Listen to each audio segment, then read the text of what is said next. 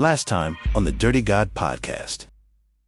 So I can't ever, as a linguist and as a literature analyst, I never take poetry literal.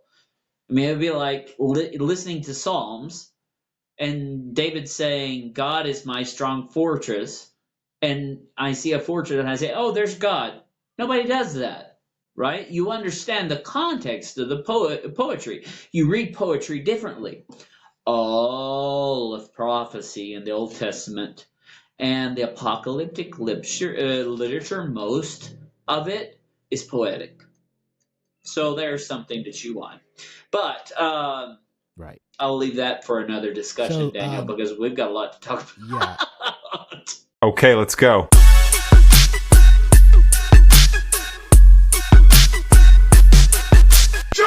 So let's talk about postmodernism. Chris, I'm going to let you kind of go over this now. Mm-hmm. Yeah, I think this is the one that we're most familiar with.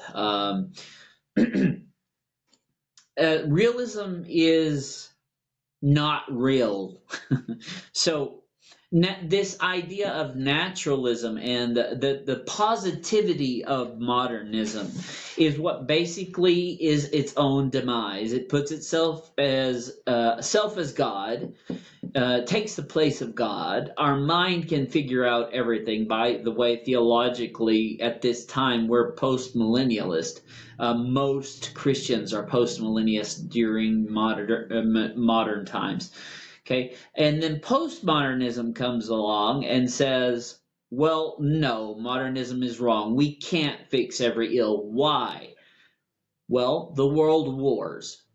Modernism and their scientific advances were weaponized. And that caused a major shift in ethical, philosophical, theological, and just worldviews in general on our perspectives. No? So postmodernism is anti-realism. What is real anymore? I mean, we're starting to see things like we always knew that atoms were the building blocks of everything. But now we have subatomic particles, and we have things like antimatter and dark energy, and we don't know what that is. And we can't explain to you why the expansion of the universe is actually accelerating. And even the smartest minds like Stephen Hawking that put forth an oscillating universe can't explain where it began, right? So it's like, what is real? I mean, this resonating question of Pontius Pilate, I think, sums up postmodernism. What is truth? What is truth? Yeah. So it's pessimistic. We really don't have an answer. It's relative. It's relative where you live. What's true for you is true for you. What's true for me is true for me.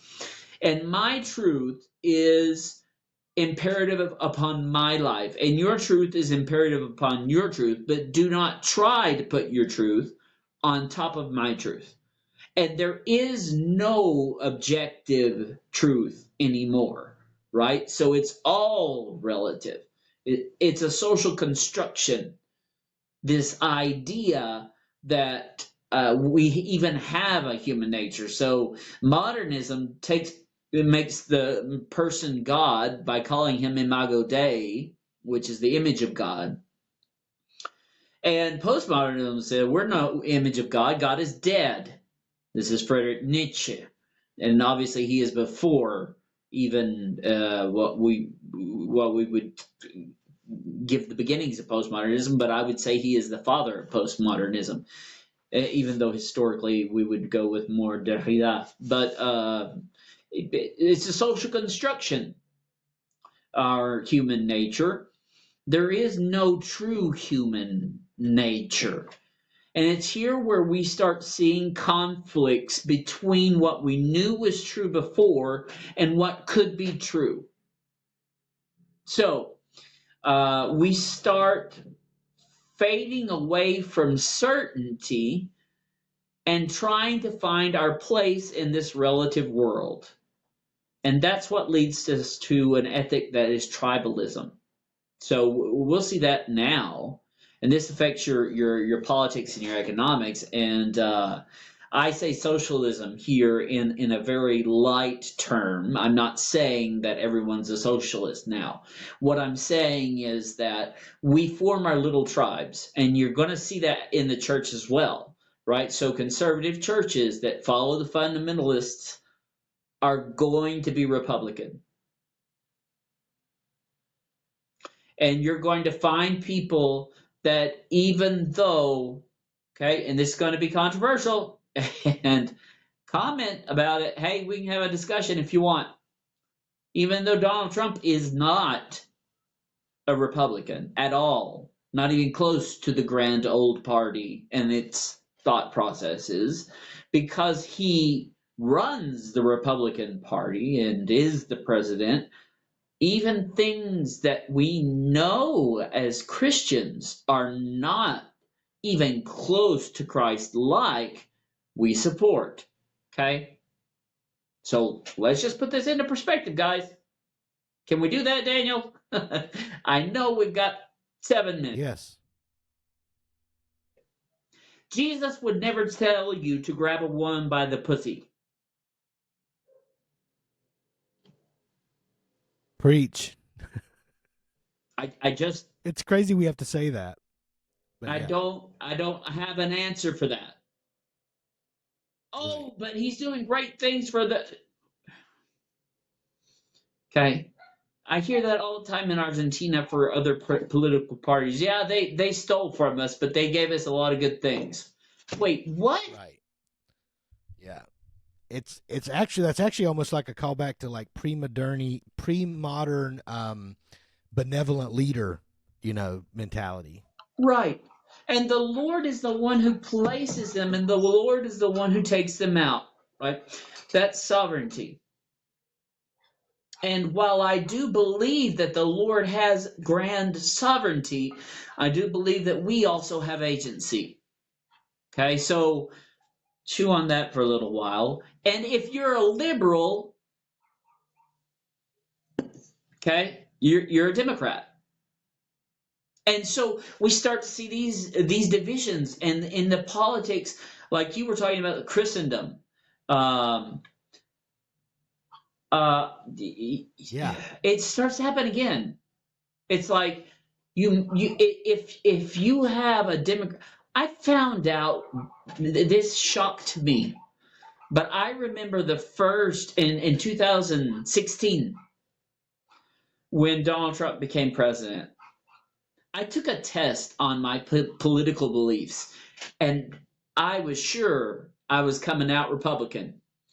Daniel, I was 99% Hillary Clinton, and I was like, oh my God, what have I become? I'm a liberal. Yeah. I'm going to hell, right? Because that's basically what we have now. If you're not in the right party with the right denomination, you're demonized. Okay, that's a call back to feudalism, like you were saying. Okay. So the truth is, here it's intuitive influence. It's how I feel. I'm seeking truth. I discover it, but there's nothing bedrock to set myself upon. So it's very hard. It's very hard to have an epistemology in postmodernism. So what postmodernism does is basically it critiques modernism and its certainty, which I think is good, but it gives us no solution. And so people that are postmodern tend to be this type of conflictive, pessimistic, nihilistic. There's no hope for the future, right? So they're not thinking about the future. They're thinking about the here and now. And so you're either stoic or you're Epicurean, and you can go look those up. I mean, it's basically hedonism or asceticism if we're talking theological terms. Sorry it took so long. Yeah. I thought we'd go. No, you're fine. You either avoid it all or you just enjoy the world while you're here. Kind of a Dionysian idea. So, that's postmodernism.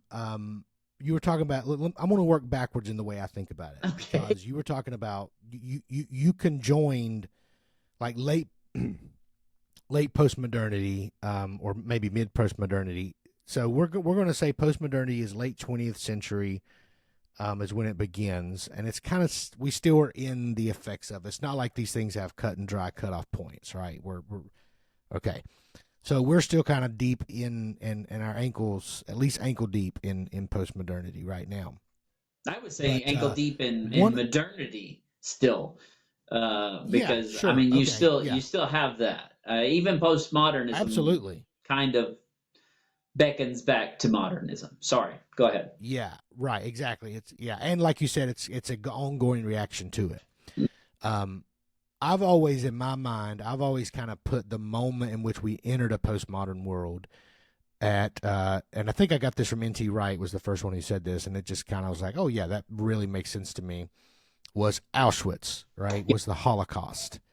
And so this is going back to what I mentioned earlier in this episode. This is where we talk about the myth of progress, or the lie of progress, maybe I should say. And the lie of progress is that we as human beings, the more scientific we get, the more educated we get, the more we understand the world around us objectively, then the better we'll become, the better people will become. And then we have the Holocaust happen, right? Like after the end of World War I, we have an industrial revolution. We think, okay, we're and then the Holocaust happens, and that's some medieval shit. Yeah, I mean, it is some medieval shit, right? Like it is horrific what is going on, and we're like, wait a minute, we're modern people. We have toasters in our house, but we're like over there killing people by the millions. And so that was the beginning of it. And then another big piece of postmodernity, or the transition to postmodernity, was the Watergate scandal. Right. And both of those things signified shifts in the way the public viewed the structures that kind of pinned society down, or kind of held things together, because we realized our own government was like super corrupt. It's not like we hadn't thought it before, but it was like in our face, super corrupt. And so then, going back to your connection of the political parties, these theologies begin to merge with systems of power during this time. And that's when you have things like the moral majority coming up, and like the silent minority, all these terms like Jerry Falwell and some of these people in the early 70s going through. Liberty University starts during this. Pat Robertson. Yeah. And so a lot of that emerges during this time, and they wed themselves with conservative politics, and they held a very conservative theology. Mm-hmm. And so that was kind of the biggest impact we've seen on the church. And so the church's liberal and reactions and conservative reactions are challenged in postmodernity, but as they're challenged, they kind of move into these systems of power. And we see again this pursuit of like what was in Christendom kind of reemerge, this desire to be on the right side of the political spectrum, to be and to get your man in power or your woman in power, right? Like get that person in control. And so that's why, like, in my church growing up, even in the 80s and 90s, there was a lot of emphasis put on, vote Christian values. And then we had a few of them that were like super important. Abortion was the first one. And then later on, family rights. James Dobson, shout out to him. He passed away this past week. James Dobson was a champion of the whole idea of like family politics. So all that to say, before we go into transmodernism, because I'm super excited to talk about that, is to say that the problem of relativism emerges in postmodernity, and we all feel it. So when we looked at that chart and we see that there's this move towards relativism and away from objectivism, it's like we're all in this pool of thought, like postmodern thought, but we also all recognize that it's not the best way. Like something is amiss. And part of that is that when we go all the way into pure relativism, we untether ourselves to everything that once kind of held us together as a society, for better or worse. And so we see that with happen most drastically with the untethering from institutions, which is deconstruction, a part of deconstruction. So the institutions that once held our society together and gave us common values and like a common social contract, you can't trust them anymore. You can't trust the schools because they're teaching whatever political ideology you don't like. You can't trust the churches because they don't have it right. They're divided. You got conservative and liberal, and they're both molesting children. And you know, and then you got these social clubs who, I mean, this is, you know, these are the things that the world sees in these institutions. And then you have the social clubs, which used to mean something like the Masons or the Ladies Auxiliary or the Moose Club or the Moose Lodge or whatever. Even they start to not have any social currency. They don't have any social equity. And so those things that once brought community and value to us as a society, we no longer trust them. Government, schools, whatever, we no longer trust them. And so that causes a problem. And so then the problem becomes people like me, who I'm not trying to be a relativist, but I am obviously raised in my whole entire life has been raised in postmodernity. So I think like a postmodern person, but I also recognize that pure relativism isn't, it has its problems, and it's causing us in some ways to come apart at the seams. So Chris introduced me to transmodernism. So let me bring this back up. So let's talk about transmodernism, and because this is going to help us bring some clarity between relativism and relativity and subjectivity.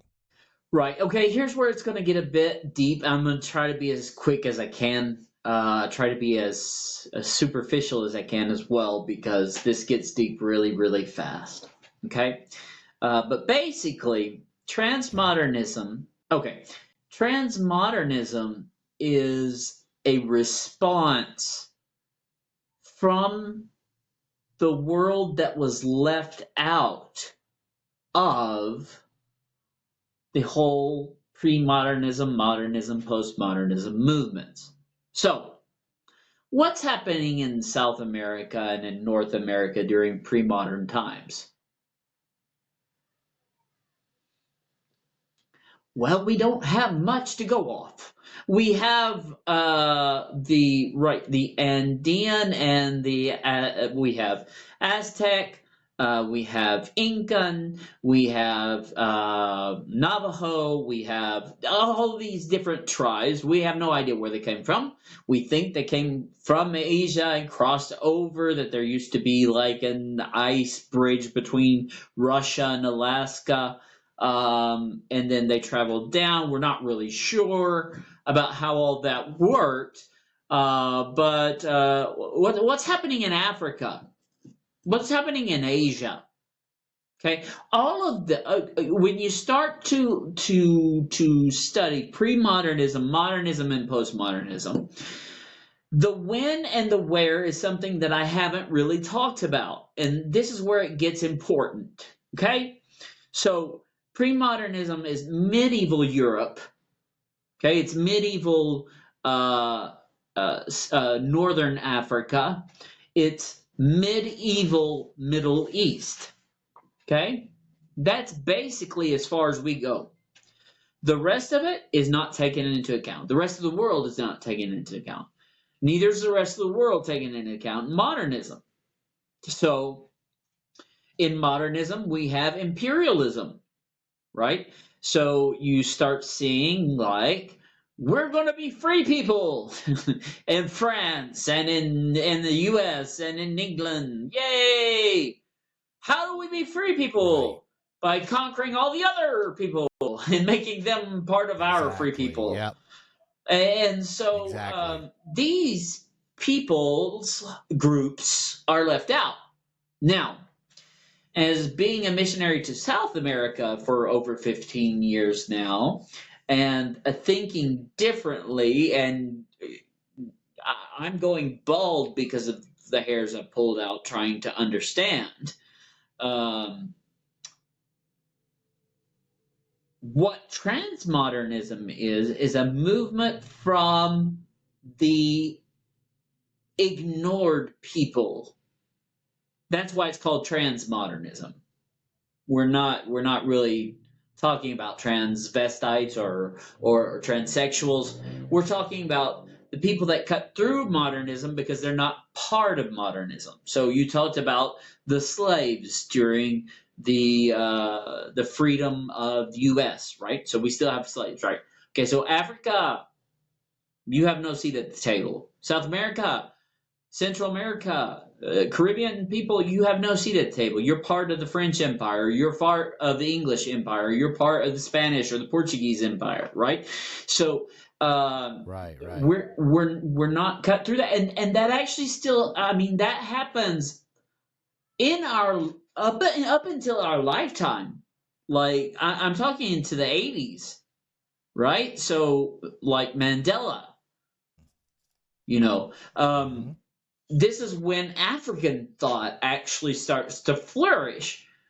So the idea that Africa can be academic, Africa can be diplomatic, Africa can do the things that we do. I mean, this is one of my greatest pushes here in Argentina, is to have South American academics. Why? Because there are so many great thoughts here that could respond to the pendulum swing between pre-modernism and postmodernism. So what we see happening is this is what we've talked about. When we get to the end of postmodernism, you either hit nihilism or you go back to pre-modernism. Those are your two options. In a modernistic type controlled world. But remember, and nihilism, just for everyone listening, nihilism is just like nothing matters, right? Like there's, it's like Ecclesiastes, it's all in vain. We're here to live and die. Who cares? That's go get nihilism. Sorry to interrupt, but yeah. Right. And so in transmodernism, realism is collectivism. What does that mean? What is real in collectivism? Collectivism means that shared experience and having another seat at the table that can say something we haven't heard before might bring us an answer out of the dichotomy between modernism and postmodernism. So I don't have to be liberal and I don't have to be fundamentalist. I can just be in the middle, and that's okay. I don't have to tether myself to a party to be a part of what I consider to be the kingdom of God. So our collectivism, and this is truly the great majority, because it's here where the where is important, as I said. It's the 21st century in what's called the 2/3 world. Only 1/3 of the world went through the modernisms, right? So the rest of the world was left out of it and became basically the providers for the 1/3 world, or the developed world. And so what we have, especially, I mean, this starts in the 90s with the invention of the internet, but we really see this take off like exponentially during COVID. Okay, so we're talking about something that's very, very new. Okay, it's not new philosophically. I mean, it started in the 80s, but usually we're talking about a divorce between 40 to 50 years of philosophical theory to popular opinion or popular acceptance, right? That's usually your gap. And we're starting to see transmodernism happen. So I'll just give you an example, and this will be with our own channel, Daniel. We're two United States citizens speaking in English, and our major audience is from Argentina, right? That's our number one audience. Why? Okay, yeah, I'm a missionary in Argentina, but they have to read subtitles. You realize I'm producing content. We actually have two different channels in Instagram, one that's Spanish and one that's English. Right. Why is that? Because our audience is so different. It's global. It's happening in the 2/3 world. Right. And these things are resonating with people that live in a society that is not modern. And so we don't have the preconceptualizations that occur in the United States. And so a lot of people may have been scandalized by what I said, that Jesus would not say you grab a woman that way. That is what the American president that is now elected said, literally. So just for context for my Argentine citizens listening, if you didn't know that, I'm not just cursing because I like to curse. No, that's a direct quote from Donald Trump. Okay? And that's what the church, the fundamental evangelical church, supports. And so we hear that, and we have something similar. We have a president that is very similar to Donald Trump. And the difference with him is that he's just basically, he said it himself. The only thing that doesn't make him a Jew is that he's not circumcised yet. So that got all of the evangelicals behind him, and that goes back to the dispensationalist thing that we were talking about on the last episode. That we bless the Jewish people. Well, this guy is a Jew, and he's quoting the Bible, and he's talking about all the biblical values. So let's get behind him. Okay. Well, this takes off. Right. This takes off really strongly with the invention of social networking and exponentially in the time of COVID. Why? Because everyone that has a phone or everyone that has a computer has a platform. And now people start listening to guys like us. I mean, that's unthinkable in modern times. Like, the guys you listen to in modern times and in postmodern times are the PhDs, the pipe smokers that have their brandy there and they're debating, right? That's the guys you're listening to, right? But in transmodernism, we accept, and if you could show that the truth part, I want to make a point here on transmodernism. The truth is anti-Cartesian truth. And I spelled Cartesian truth there wrong in English. Should be anti-Cartesian. Well, it doesn't matter if you can't pull it up real quick. What does anti-Cartesian truth? Are you talking about this? No, but that will help us here in a second. When anti-Cartesian truth is basically Descartes was saying that there's a law of non-contradiction. So one thing is true and one thing is false. If one thing is true, the other is false. Well, that's not necessarily true. And we even know that from science. Like, so there are some things that are particles and there are some things that are waves. Except when you're talking about light, because it can be a particle or a wave, and it depends on what experiment you're doing on it is how it's going to react, right? So it is contradictory. Now, the 2/3 world is used to living in contradictory truths. The modern world is not. It's either this or that. Right. Now, transmodernism says, well, there can be truth in both this and that. And we need to find out what... Yeah, it's a both and instead of either or. Exactly. So modernism is either or and transmodernism is both and. And what we call this is the big term here that you see up there on the top of your screen on the human nature. We talk about phenomenological egalitarianism. And I asked Daniel before the You're recording. so excited about this word. I love it, man. You're so excited about this word. I said, how do we say this where it's not so philosophical? And I had sent him an image, and if you want to put up the image now, Daniel, you can. I had sent him the image, and I said, this is phenomenological egalitarianism, right? So I'm going to make it very simple in the first image, and then you can actually show the second image that I sent you as well.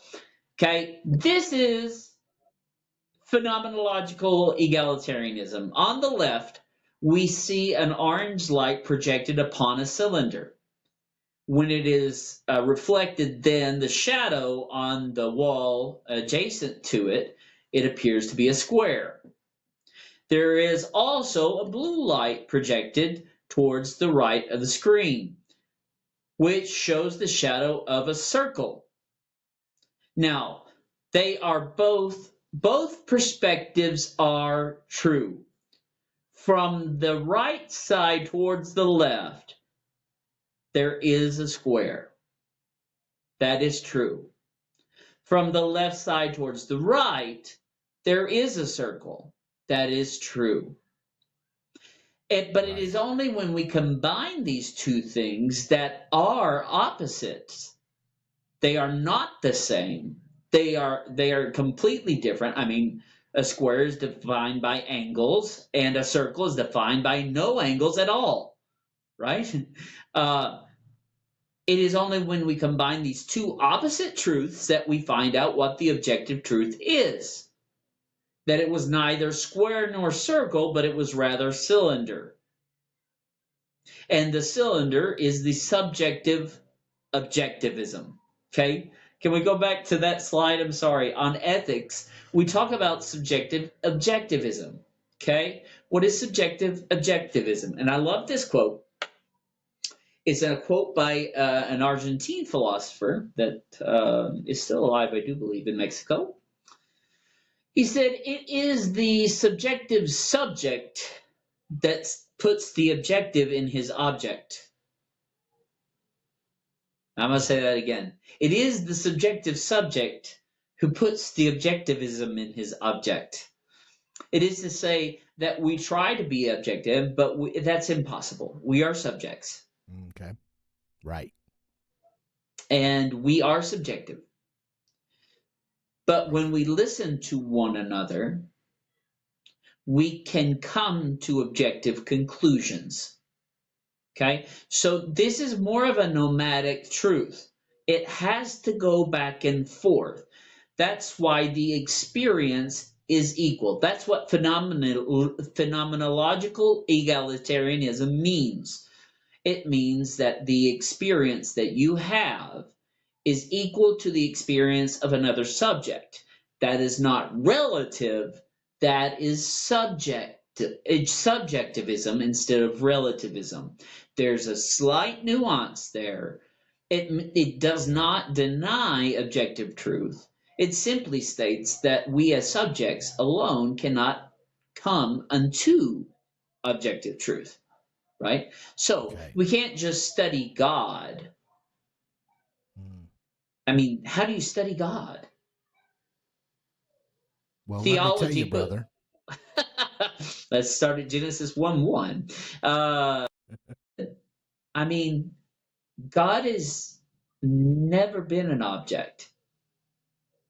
He's always been the subject. And if we put systematic theology into the mix, I mean, you try to get things so objectively put down into a scientific method that it sickens me. It's like, okay, yeah, God heals this way and that way and that way, but God healed me, right?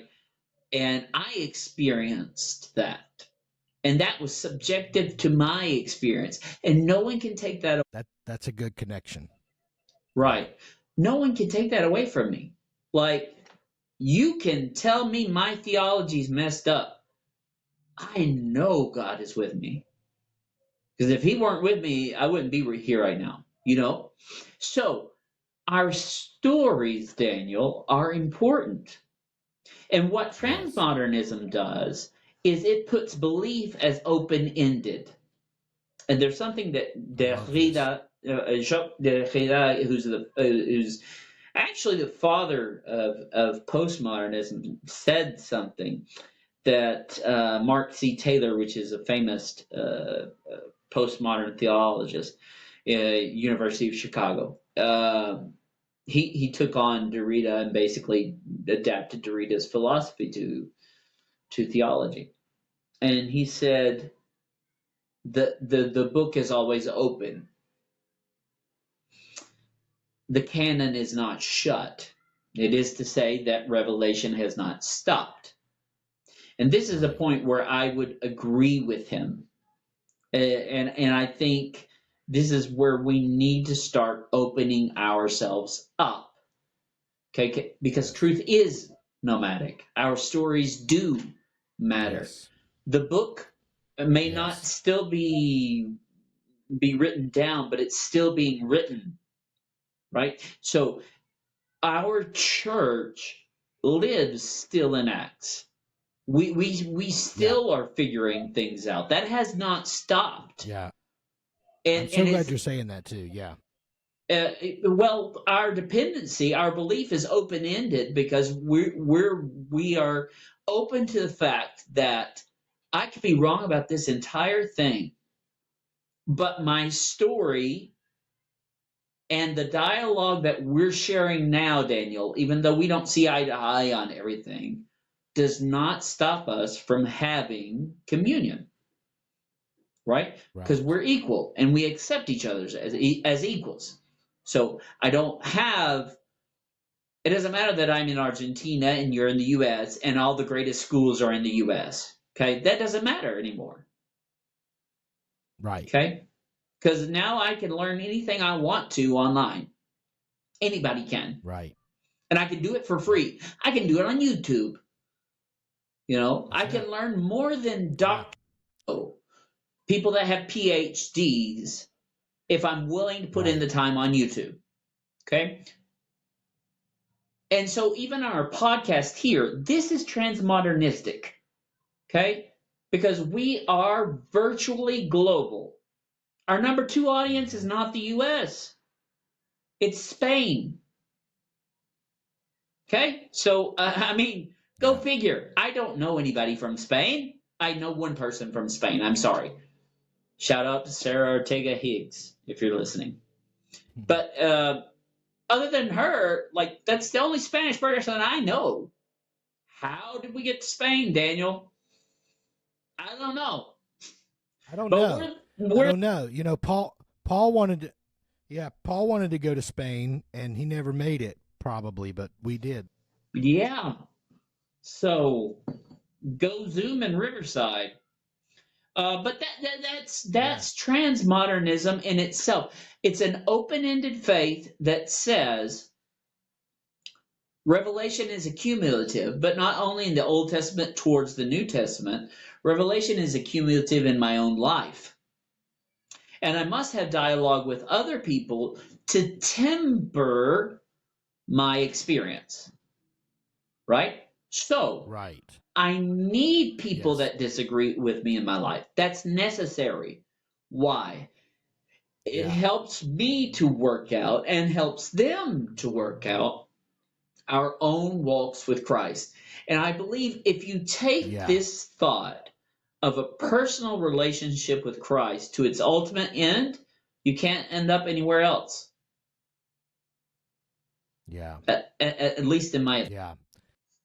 I don't know if I did No. transmodernism No. That's justice, but that's I good think that's a stuff. good point to stop for me. Well, I loved this because it helped me like have a paradigm because I've just felt like I love this nomadic language because I have felt like a nomad and I still do and I embrace that because I think that that's important.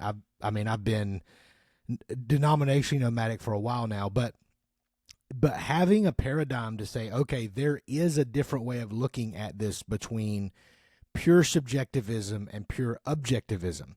And I didn't know what it was called, but I knew, like intuitively, I've known that the answer was in conversation.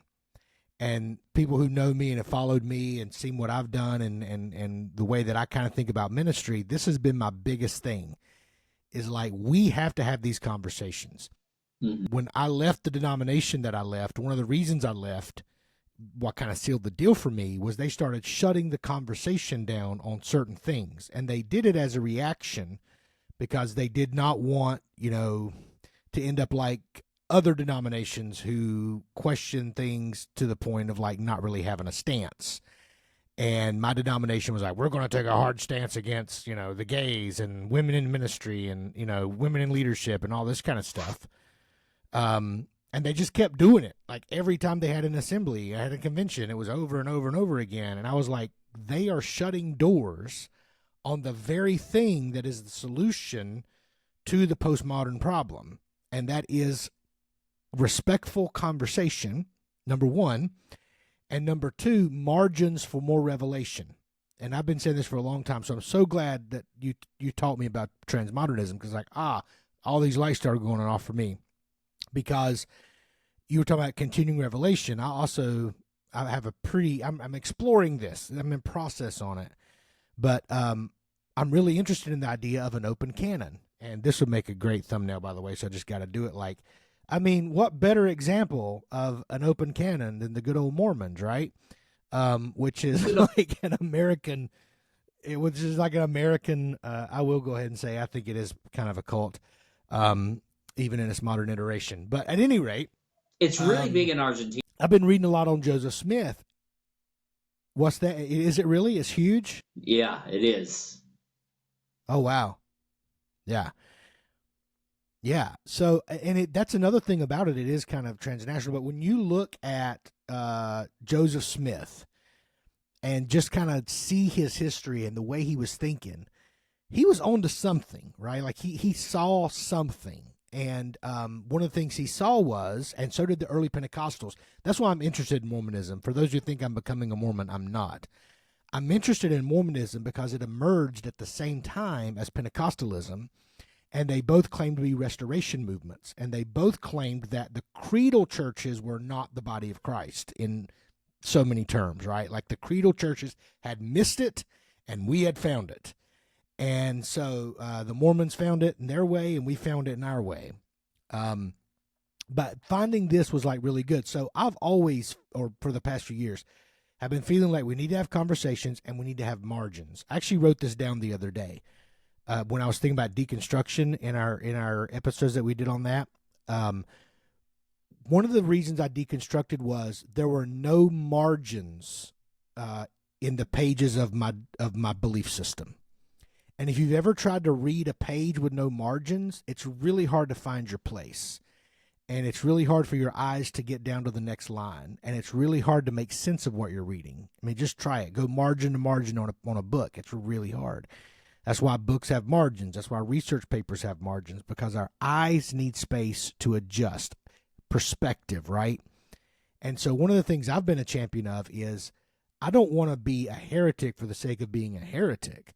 But what I want to do is I want to say it's okay for us to have this conversation and to create some margins in our belief so that we can come together on a perspective, right? So that we can find that shared objectivity, I think is what you called it. So anyway, this has been really, really great. We've got a lot of content here, and I mean, it's going to be good.